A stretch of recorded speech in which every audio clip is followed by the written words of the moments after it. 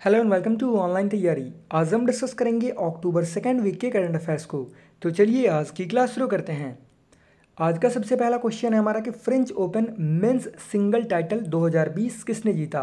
तो आपको पता होगा कि 4 ग्रैंड स्लैम होते हैं और उसमें एक फ्रेंच ओपन होता है। सबसे पहला कौन सा होता है? ऑस्ट्रेलियन ओपन, और फिर होता है फ्रेंच ओपन। लेकिन फ्रेंच ओपन को डिले कर दिया गया था कोविड-19 के चलते, तो ये अभी ख़त्म हुआ है। और French Open men's single title 2020 जीता है राफेल नडाल ने। एक बात यहाँ पे और ध्यान में रखिएगा, फ्रेंच ओपन को रोलैंड गैरोस के नाम से भी जानते हैं, रोलैंड गैरोस। और ये राफेल नडाल का 13वां French Open men's single title था और 20वां ग्रैंड स्लैम टाइटल था। और इन्होंने 20वें ग्रैंड स्लैम टाइटल जीतने के साथ साथ रोजर फेडरर की बराबरी कर ली है। वहीं पे अगर हम बात करें मेंस डबल्स का खिताब किसने जीता, तो मेंस डबल का खिताब जीता है केविन क्राविट्ज ने और एंड्रियाज माई ने। फिर नेक्स्ट क्वेश्चन है फ्रेंच ओपन से ही कि French open women's single title 2020 किसने जीता। तो French open women's single title 2020 जीता है इगा स्विएटेक ने। इगा स्विएटेक ने। और इगा स्विएटेक ने किसको हराया? सोफिया केनिन को। और वहीं पर राफेल नडाल ने नोवाक जोकोविच को हराया था फाइनल में, और इगा स्विएटेक ने सोफिया केनिन को हराया है फाइनल में। और वहीं पे अगर हम बात करें विमेंस डबल टाइटल्स के बारे में, तो ये जीता गया है टीमिया बेबोस और क्रिस्टिना म्लैंडेनोविक के द्वारा। फिर नेक्स्ट क्वेश्चन है कि वर्ल्ड पोस्ट डे यानी कि विश्व डाक दिवस ये किस दिन मनाया जाता है। तो वर्ल्ड पोस्ट डे ये हर एक साल 9 अक्टूबर को मनाया जाता है। लेकिन एक चीज़ यहाँ पे ध्यान रखिएगा कि नेशनल पोस्ट डे यानी कि भारत में जो पोस्ट डे मनाया जाता है ये 10 अक्टूबर को मनाया जाता है। आपको पता होगा कि कोविड-19 के चलते सभी चीज़ें जो है पूरी तरह से लॉकडाउन हो चुकी थी, और पोस्टल सर्विस जो है कितना काम आया ये कोविड-19 के समय सभी को पता चला है। तो वर्ल्ड पोस्ट डे 9 अक्टूबर और नेशनल पोस्ट डे यानी कि भारत में जो मनाया जाता है वो 10 अक्टूबर को मनाया जाता है। और इस बार इसका थीम था इनोवेशन, इंटीग्रेशन एंड इंक्लूजन। फिर नेक्स्ट क्वेश्चन है कि भारतीय स्टेट बैंक ऑफ इंडिया के नए चेयरमैन के रूप में किसे नियुक्त किया गया है। तो स्टेट बैंक ऑफ इंडिया के नए चेयरमैन के रूप में नियुक्त किए गए हैं, इनका नाम है दिनेश कुमार खारा। दिनेश कुमार खारा। और इन्होंने रिप्लेस किया है रजनीश कुमार को, जो कि पहले थे एसबीआई के चेयरमैन। एसबीआई का हेडक्वार्टर कहाँ पे है? मुंबई में। फिर नेक्स्ट क्वेश्चन है कि हाल ही में रामविलास पासवान का निधन हो गया, वह किस राजनीतिक दल से संबंधित थे। तो रामविलास पासवान ये एलजेपी से संबंधित थे, एलजेपी के फाउंडर थे और एलजेपी के ये चेयरमैन भी थे। लेकिन इन्होंने हाल ही में अपने बेटे चिराग पासवान को एलजेपी का चेयरमैन बना दिया था, एलजेपी का प्रेसिडेंट, यानी कि लोक जनशक्ति पार्टी। तो आप मुझे कमेंट बॉक्स में ये कमेंट करके बताइए कि रामविलास पासवान का जो निधन हुआ उस समय, निधन से पहले वो किस चीज़ के मंत्री थे केंद्र में, और उस मंत्री का प्रभार जो है वो किसे दे दिया गया अभी? पीयूष गोयल जी को। तो रामविलास पासवान किस चीज़ के मंत्री थे, आप कमेंट बॉक्स में कमेंट करके ज़रूर बताइएगा। फिर नेक्स्ट क्वेश्चन है कि वर्ल्ड मेंटल हेल्थ डे, विश्व मानसिक स्वास्थ्य दिवस, ये कब मनाया गया। तो वर्ल्ड मेंटल हेल्थ डे ये हर एक साल 10 अक्टूबर को मनाया जाता है। और अभी कोविड-19 में जो मेंटल हेल्थ पे बहुत ज़्यादा चर्चा हो रही है कि लॉकडाउन में लोग घरों में बंद रहने से, स्टूडेंट हो या फिर जो बुज़ुर्ग हैं, सभी एज के लोग जो हैं वो डिप्रेस्ड हो चुके हैं। तो इसीलिए इस बार मेंटल हेल्थ पे भी बहुत ज़्यादा फोकस किया गया है कि मेंटल हेल्थ पे लोग खुल के बोलें, इसका क्या समाधान है उसके बारे में भी चर्चा की गई। और मेंटल हेल्थ डे ये हर एक साल 10 अक्टूबर को मनाया जाता है। फिर नेक्स्ट क्वेश्चन है कि स्वामित्व योजना के तहत संपत्ति कार्ड वितरित करने की योजना किसने शुरू की। तो स्वामित्व योजना को जो है अप्रैल 2020 में ही लॉन्च किया गया था, लेकिन इसे अब शुरू कर दिया गया है। तो स्वामित्व का फुल फॉर्म भी पूछा सकता है, जैसे कि इस तरह से कि स्वामित्व में डब्ल्यू का मीन्स विले वी का मीन्स क्या हुआ, या फिर एम का मीन्स क्या हुआ, तो इस तरह से पूछा सकता है। तो survey of villages and mapping with improvised technology in village areas, तो ये ध्यान रखिएगा। और इसको किसके द्वारा शुरू किया गया है? नरेंद्र मोदी जी के द्वारा शुरू किया गया। अब ये क्या है? तो इसके तहत गांव के लोगों को एक प्रॉपर्टी कार्ड दिया जाएगा, जो कि आपकी जैसे कि ज़मीन है उसका एक आपको कार्ड दिया जाएगा। आपके पास ज़मीन का जो कागजात है उसके अलावा एक आपको प्रॉपर्टी कार्ड दिया जाएगा। इसमें ड्रोन के जरिए मैपिंग की गई है। इसका लाभ क्या मिलेगा? इसके तहत लोन ले पाएंगे उस प्रॉपर्टी कार्ड की मदद से और अदर फाइनेंशियल बेनिफिट ले पाएंगे। अब ये लगभग 6 स्टेट्स में शुरू किया गया है। ये लाखों गांव में स्टार्ट किया जाएगा। इससे जो ज़मीन जायदाद की जो केस जो होती है उसमें भी कमी आएगी, ये कहा गया है सरकार के द्वारा। अभी ये 6 स्टेट्स में शुरू किया गया, जैसे कि उत्तर प्रदेश, हरियाणा, महाराष्ट्र, मध्य प्रदेश, उत्तराखंड और कर्नाटका। फिर नेक्स्ट क्वेश्चन है कि ग्लोबल हंगर इंडेक्स 2020 में भारत की रैंक क्या है? तो ग्लोबल हंगर इंडेक्स 2020 की रैंकिंग जारी की गई है और इसमें भारत की रैंक बहुत ही ख़राब है। 107 देशों को इसमें रैंक किया गया और इसमें इंडिया का रैंक है 94th। इसमें ये रिपोर्ट जो तैयार की जाती है, किसी भी देश में 5 साल से कम आयु वाले बच्चे जिनका वजन या लंबाई उम्र के हिसाब से कम है, या फिर 5 साल से कम उम्र वाले बच्चे में मृत्यु दर क्या है, कितने बच्चे मर जाते हैं कुपोषण के आधार पर, इसके हिसाब से ये रिपोर्ट तैयार की जाती है। तो इसमें इंडिया का रैंक बहुत ही ज़्यादा ख़राब है। इंडिया को जो स्कोर दिया गया है वो दिया गया है 27.2। 0 से 50 तक स्कोर किया जाता है, इसमें इंडिया को किया गया 27.2। यानी कि अगर 0 होगा, 1 से 10 तक जो कंट्री है उसमें हंगर इंडेक्स जो है यानी कि भुखमरी जो है वो बहुत ही कम है, और जहाँ ज़्यादा जाएगा 10 से ऊपर यानी कि वहाँ पे हंगर बहुत ही ज़्यादा है किसी भी देश में। तो इंडिया का जो पड़ोसी देश है जैसे कि नेपाल का रैंक क्या है? 73। वहीं पे बांग्लादेश का रैंक क्या है? 75। पाकिस्तान का रैंक क्या है? 88। तो ये आप ध्यान में रखिएगा। फिर नेक्स्ट क्वेश्चन है कि वर्ल्ड माइग्रेटरी बर्ड डे यानी कि विश्व प्रवासी पक्षी दिवस। जो बर्ड जो हैं वो भी एक देश से एक क्षेत्र से माइग्रेट होकर आते हैं किसी किसी मौसम में, तो उन बर्ड के लिए वर्ल्ड माइग्रेटरी बर्ड डे मनाया जाता है। ये कब मनाया गया? 2020 में। तो यहाँ पे देखिए इस ऑप्शन जो है इसका 2 होगा, तो यहाँ पे बोथ होना चाहिए 10 अक्टूबर और 9 मई। अब ये 9 मई और 10 अक्टूबर को ही क्यों मनाया जाता है? जी नहीं, ये 9 मई और 10 अक्टूबर को नहीं, बल्कि ये सेकेंड सैटरडे ऑफ मई और सेकेंड सैटरडे ऑफ अक्टूबर को मनाया जाता है। तो ये आप ध्यान में रखिएगा, ये साल में 2 बार मनाया जाता है, सेकेंड सैटरडे ऑफ मई और सेकेंड सैटरडे ऑफ अक्टूबर को। फिर नेक्स्ट क्वेश्चन है कि द बैटल ऑफ बिलोंगिंग, इस पुस्तक के लेखक कौन हैं? तो द बैटल ऑफ बिलोंगिंग पुस्तक के लेखक हैं शशि थरूर। फिर नेक्स्ट क्वेश्चन है कि यूनेस्को में भारत के अगले परमानेंट रिप्रेजेंटेटिव के रूप में किसे नियुक्त किया गया है? तो यूनेस्को में भारत के अगले परमानेंट रिप्रेजेंटेटिव के रूप में नियुक्त किए गए हैं विशाल वी शर्मा। यूनेस्को का हेडक्वार्टर कहाँ पे है? पेरिस में, और इसकी जो चीफ हैं उनका नाम है ऑड्री अजोले। वहीं पे जो आप ऑप्शन में देख रहे हैं टी.एस. तिरुमूर्ति, ये भी यूएन की एक एजेंसी है। तो टी.एस. तिरुमूर्ति जो है ये यूनाइटेड नेशन में इंडिया के परमानेंट रिप्रेजेंटेटिव हैं।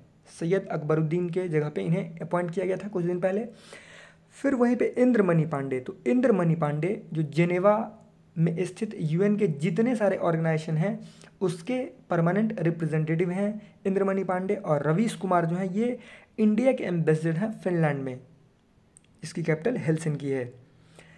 फिर नेक्स्ट क्वेश्चन है कि अंतर्राष्ट्रीय बालिका दिवस यानी कि international day of the girl child ये किस दिन मनाया जाता है?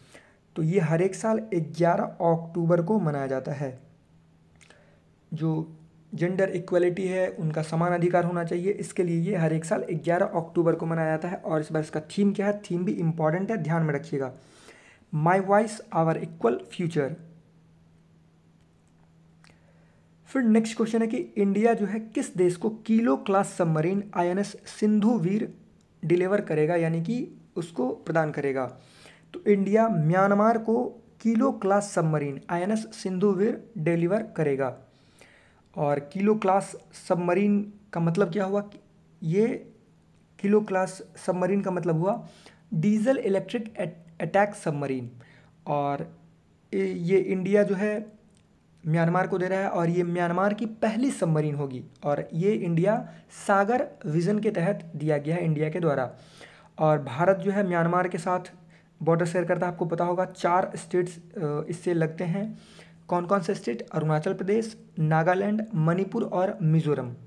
वहीं पे INS सिंधुवीर जो है, इसके बारे में जान लेते हैं। इंडियन नेवल शिप सिंधुवीर जो है, ये इंडियन नेवल सबमरीन सिंधुवीर जो है रशियन रिफिटेड सबमरीन है, जो कि 1980 में इंडियन नेवी में ज्वाइन किया गया था।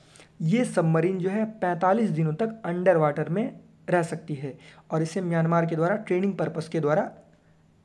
पर्पस के लिए लिया गया है। फिर नेक्स्ट क्वेश्चन है कि भारत के पहले ऑस्कर विजेता भानु अथैया का निधन हो गया। उन्होंने किस श्रेणी में ऑस्कर अवार्ड जीता था? या फिर एकेडमी अवार्ड कह सकते हैं। ऑस्कर अवार्ड को एकेडमी अवार्ड के नाम से भी जाना जाता है। तो ऑस्कर अवार्ड भानु अथैया ने जीता था बेस्ट कॉस्ट्यूम डिज़ाइन के लिए। कब? तो 1983 में। किस फिल्म के लिए कॉस्ट्यूम डिज़ाइन किया था इन्होंने? तो गांधी फिल्म के लिए कॉस्ट्यूम डिज़ाइन किया गया था, जिस फिल्म के डायरेक्टर कौन है? Richard Attenborough. फिर नेक्स्ट क्वेश्चन है कि international day for disaster risk reduction, यानी कि आपदा जोखिम को कम से कम करने के लिए, न्यूनीकरण के लिए अंतर्राष्ट्रीय दिवस कब मनाया जाता है? तो ये हर एक साल 13 अक्टूबर को मनाया जाता है, जिससे कि आपदा जोखिम को कैसे कम किया सकता है और कैसे कम किया गया इसके बारे में जागरूकता बढ़ाने के लिए। फिर नेक्स्ट क्वेश्चन है कि commitment to reducing inequality index 2020 जारी की गई है। इसमें इंडिया का रैंक क्या है? यानी कि इनइक्वालिटी, यहाँ पे जेंडर इनइक्वालिटी की बात नहीं हो रही, यहाँ पे सभी चीज़ों में जो इनइक्वालिटी है किस किस देश में किस तरह से है उसकी रैंकिंग जारी की है किसके द्वारा? ऑक्सफैम के द्वारा। तो ये ध्यान रखिएगा। और इसमें इंडिया को रैंक किया गया 158 देशों में 129वें रैंक पे इसमें इंडिया को रैंक किया गया है। इसमें देखी जाती है कि गवर्नमेंट की पॉलिसी कैसी है शिक्षा पे, हेल्थ पे, सोशल प्रोटेक्शन पे, टैक्सेशन पे, वर्कर्स यानी कि लेबर राइट पे। आपको जानकर ये आश्चर्य होगा कि लेबर राइट में 158 देशों में इंडिया को रैंक किया गया है 151वां। ये ओवरऑल रैंकिंग है, सभी चीज़ों में रैंकिंग किया गया, जैसे कि हेल्थ पे, शिक्षा पे कि कितना % GDP का खर्च किया जाता है इसके हिसाब से, लेकिन ओवरऑल रैंकिंग आपको ध्यान में रखनी है 129वीं। फिर नेक्स्ट क्वेश्चन है कि द खालिस्तान कॉन्स्पिरेसी, इस पुस्तक के लेखक कौन हैं? तो द खालिस्तान कॉन्स्पिरेसी पुस्तक के लेखक हैं GBS सिद्धू। ये रॉ के यानी कि रिसर्च एंड एनालिसिस विंग के स्पेशल सेक्रेटरी रह चुके हैं। फिर नेक्स्ट क्वेश्चन है कि ग्रामीण महिलाओं का अंतर्राष्ट्रीय दिवस कब मनाया जाता है? International day of rural women ये किस दिन मनाया जाता है? तो उन लोग ग्रामीण महिलाओं के लिए अंतर्राष्ट्रीय दिवस मनाया जाता है ये हर एक साल 15 अक्टूबर को। और इस बार इसका थीम क्या है? Building rural women's resilience in the wake of कोविड-19। फिर नेक्स्ट क्वेश्चन है कि आर्टन कैपिटल पासपोर्ट इंडेक्स 2020 के अनुसार किस देश के पास दुनिया का सबसे शक्तिशाली पासपोर्ट है? तो आर्टन बहुत सारे, जैसे कि हेनले पासपोर्ट इंडेक्स भी जारी की जाती है, लेकिन ये क्या है? आर्टन कैपिटल पासपोर्ट इंडेक्स। तो ये 2020 जारी की गई है और इसमें दुनिया का जो सबसे शक्तिशाली पासपोर्ट जो है वो न्यूजीलैंड का है।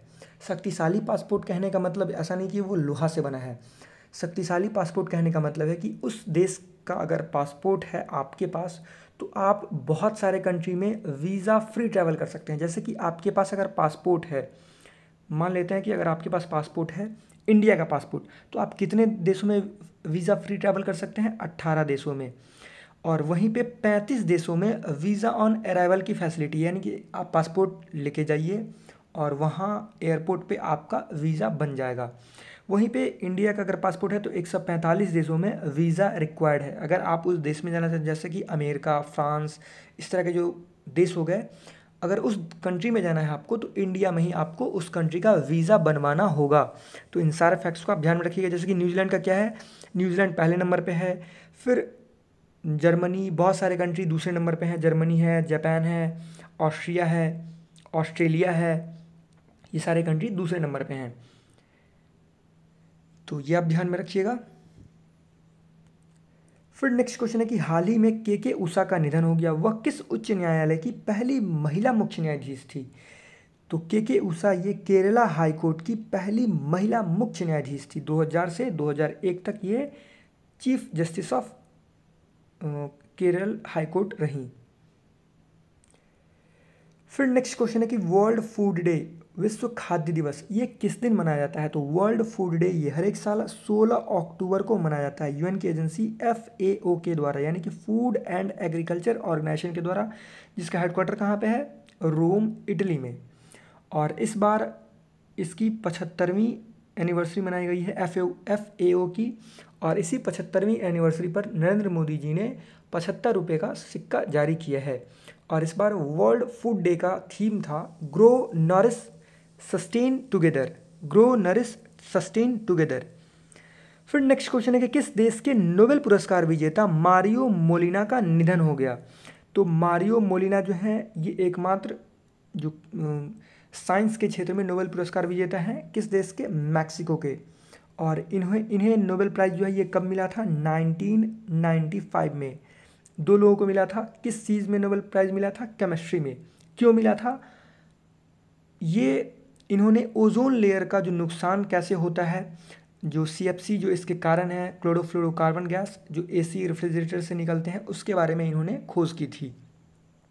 1980 1970 में ही ये खोज की गई थी, लेकिन 1995 में इन्हें ये इसलिए नोबेल प्राइज़ दिया गया था। फिर नेक्स्ट क्वेश्चन है कि भारत की पहली स्वदेशी रूप से विकसित विकिरण रोधी मिसाइल, यानी कि एंटी रेडिएशन मिसाइल रुद्रम-1 का सफलतापूर्वक परीक्षण किस राज्य से किया गया है? तो इसका आंसर क्या होगा? ओडिशा। ये डेवलप किसके द्वारा किया गया है? DRDO के द्वारा, जिसके चेयरमैन कौन है? जी सतीश रेड्डी जी। और रुद्रम-1 जो है ये भारत का पहला indigenous developed anti radiation missile है। और इसकी जो स्पीड है वो माक 2 है, यानी कि ध्वनि की गति से दुगुनी। तो ये आप ध्यान में रखिएगा। और इसे सुखोई Su-30 MK-1 लड़ाकू विमान से लॉन्च किया गया था। और इसे बालासोर ओडिशा से लॉन्च किया गया। ये 250 किलोमीटर की दूरी तक radar system, air defence system को नष्ट कर सकती है। फिर नेक्स्ट क्वेश्चन है कि फोर्ब्स इंडिया रिच लिस्ट 2020 के अनुसार इंडिया का सबसे अमीर व्यक्ति कौन है?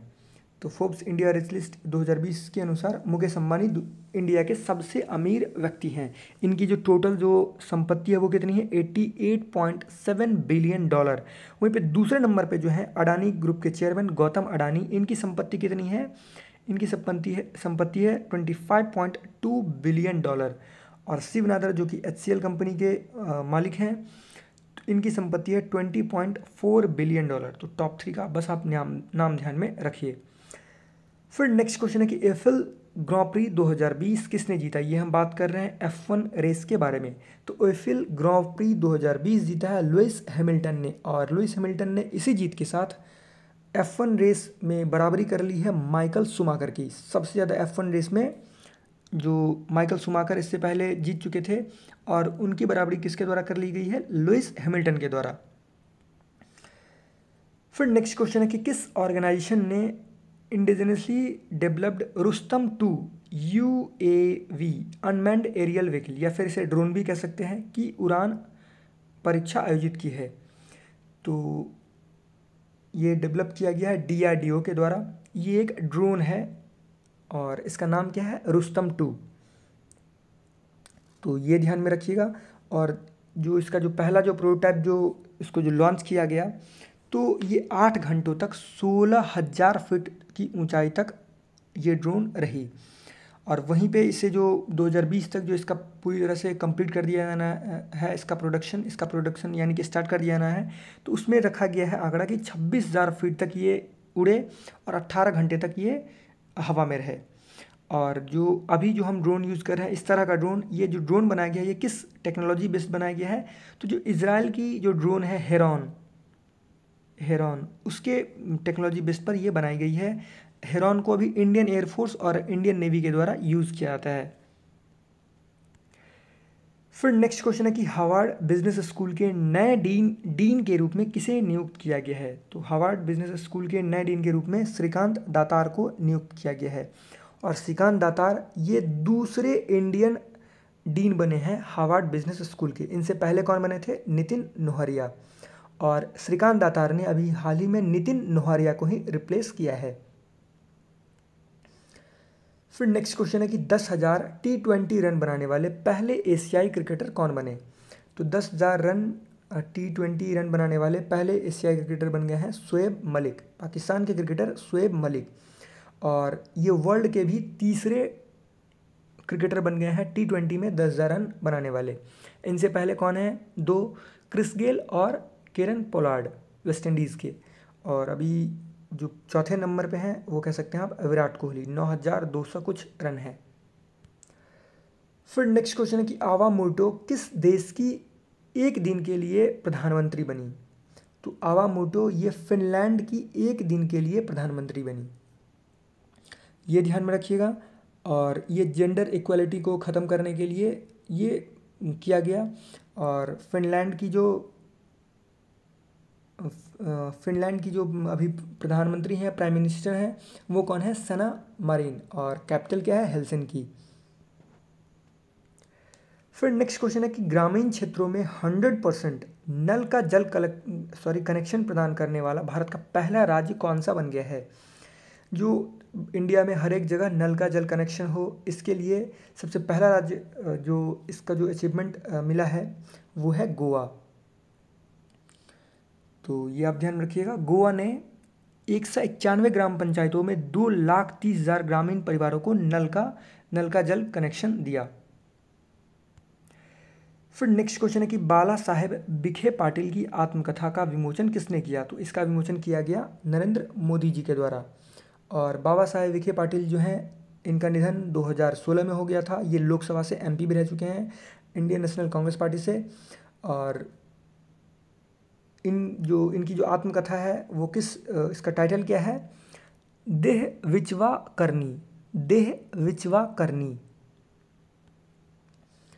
फिर नेक्स्ट क्वेश्चन है कि हाल ही में किस कंट्री की जो कोविड-19 वैक्सीन है एपिक वैक कोरोना, ये दूसरी वैक्सीन है किस कंट्री की जिसे कि अप्रूव्ड कर दिया गया उस कंट्री के द्वारा?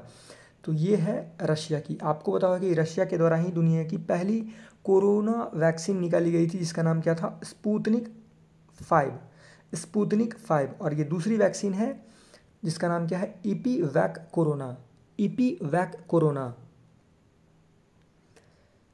वैसे इसने अभी सेकंड फेज ही कंप्लीट किया था, थर्ड फेज में अभी गई नहीं है, थर्ड फेज अभी इसका स्टार्ट नहीं किया गया, लेकिन इसे अप्रूवल दे दिया गया है। फिर नेक्स्ट क्वेश्चन है कि दुनिया का सबसे बड़ा जिंक स्मेल्टर कहाँ पे, किस राज्य में सेटअप किया जाएगा? तो ये सेटअप किया जाएगा गुजरात में। और ये बनकर कब तैयार हो जाएगा? 2022 में। और इसके लिए वेदांता फर्म समूह से समझौता पर हस्ताक्षर किया गया है गुजरात सरकार के द्वारा। तो चलिए अब कुछ न्यूज़ है उसको डिस्कस करते हैं। और सबसे पहला और सबसे इम्पॉर्टेंट न्यूज़ है, जो छठा जो नोबेल प्राइज़ दिया गया है इकोनॉमिक्स में, अर्थशास्त्र का नोबेल पुरस्कार, ये किन लोगों को दिया गया? तो ये 2 लोगों को दिया गया। क्या नाम है इनका? पॉल आर मिलग्रॉ और Robert B Wilson. Paul R Milgrom और रॉबर्ट बी विल्सन। क्यों दिया गया है? नीलामी के लिए, ऑक्शन थ्योरी पे इन्होंने रिसर्च किया, इसके लिए। जैसे कि आपको बताओ कि नीलामी कैसे होती है, किस चीज़ की नीलामी कैसे लगाई जाती है? बोली लगाकर, कि इसकी जो बेस प्राइस जो है, बेस जो ऑक्शन जो है, जैसे कि 100 रुपये है तो नीलामी 100 रुपये से स्टार्ट होगी। अब वो कहाँ तक जाती है? तो इन्होंने इसमें ये बताया है कि जो जैसे कि कोई नीलामी जीत कर भी हार जाते हैं, उन्हें घाटा हो जाता है, कोई चीज़ खरीद कर भी उन्हें घाटा हो जाता है। तो इन पर इन्होंने रिसर्च किया है कि कम से कम नीलामी जो है वो 3 तरह की होनी चाहिए, और जीतने वाले को घाटा कम से कम कैसे हो, उस तरह की बात पर इन्होंने रिसर्च किया है। फिर नेक्स्ट न्यूज़ है कि India GDP expected to contract by 9.6% this fiscal year. ये कहा गया है वर्ल्ड बैंक के द्वारा, यानी कि जो श्रिंक कर जाएगी -9.6%। यानी कि जो पिछले साल अगर 100 रुपये कमाई होती थी तो अब कितनी होगी? लगभग 93.4। तो 9.7% जो है ये श्रिंक कर गई है जीडीपी इंडिया की, ये वर्ल्ड बैंक के अनुसार कहा गया है। वहीं पे आईएमएफ के अनुसार यानी कि इंटरनेशनल मॉनेटरी फंड के अनुसार ये कहा गया है कि इंडिया की जीडीपी जो है इस फिजिकल ईयर में -10.3% कॉन्ट्रैक्ट कर जाएगी, यानी कि नीचे गिर जाएगी, निगेटिव में। फिर नेक्स्ट न्यूज़ है कि Chaitanya Venkat Swaran becomes British high commissioner for a day. ये चौथी बार है जब international day of girl child day के दिन ब्रिटिश हाई कमिश्नर बनाया गया है इंडिया में, इंडिया की ही किसी लड़की को। टीनेजर हैं ये और इनका नाम क्या है? चैतन्य वेंकट स्वरन। तो ये आप इनका नाम आप ध्यान में रखिए। एक दिन के लिए हाई कमिश्नर बनाया गया, British high commissioner to India. फिर नेक्स्ट न्यूज़ है और बहुत ही इंपॉर्टेंट न्यूज़ है कि all 8 beaches recommended by government. आपको बताओ कि ब्लू फ्लैग सर्टिफिकेशन के लिए 8 बीच को रिकमेंड किया गया था गवर्नमेंट के द्वारा, और इन 8 बीच को अप्रूवल दे दिया गया है इंटरनेशनल ब्लू फ्लैग सर्टिफिकेशन का। तो ये एक बहुत अच्छी बात है और ये पहली बार हुआ है कि किसी देश के 8 बीच को एक बार में इंटरनेशनल ब्लू फ्लैग सर्टिफिकेशन दिया गया है, और ये एशिया का चौथा कंट्री बना। तो ये ध्यान रखिएगा। और ये कौन कौन से बीच हैं यहाँ पे दिया हुआ है।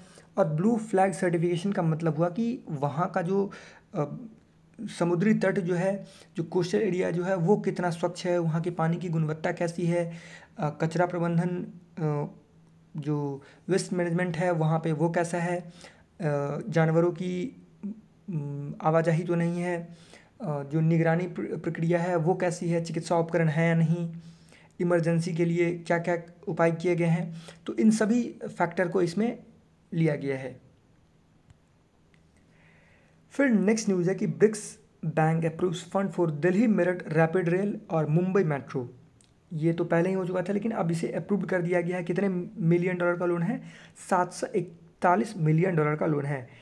आप ब्रिक्स बैंक भी कह सकते हैं और न्यू डेवलपमेंट बैंक भी कह सकते हैं, जिसका हेडक्वार्टर कहाँ पे है? संघाई में। और 500 मिलियन डॉलर लोन का इस पर जो है Delhi Ghaziabad Meerut regional rapid transit system पे खर्च किया जाएगा, और वहीं पे 241 मिलियन डॉलर जो है मुंबई मेट्रो रेल पे ये खर्च किया जाएगा। यहाँ पे आप देख सकते हैं RRTS की जो लेंथ है वो है 82.15 किलोमीटर। ये एलिवेटेड यानी कि ऊपर से है इतना, और अंडरग्राउंड ये इतना। ये सब नहीं ध्यान में रखना है। इसमें 25 स्टेशन है, ये भी नहीं ध्यान में रखना है। और